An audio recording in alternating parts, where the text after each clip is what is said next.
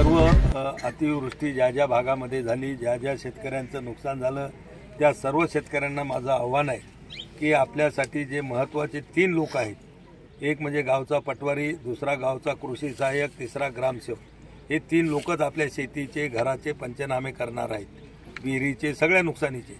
आणि हे जे पंचनाम्यामध्ये लिहिल्या जाईल, यांच्या पंचनाम्यामध्ये त्याच्यातूनच तुम्हाला मदत मिळणार आहे। यांच्या पंचनाम्यातून जर एखादा शेतकरी सुटला तर त्याला कोणीही मदत देऊ शकत नाही। म्हणून गावकऱ्यांना माझी विनंती आहे की या 3 लोकांना मदत करा, सहकार्य करा, त्यांच्याकडून योग्य ते सगळे पंचनामे करून घ्या।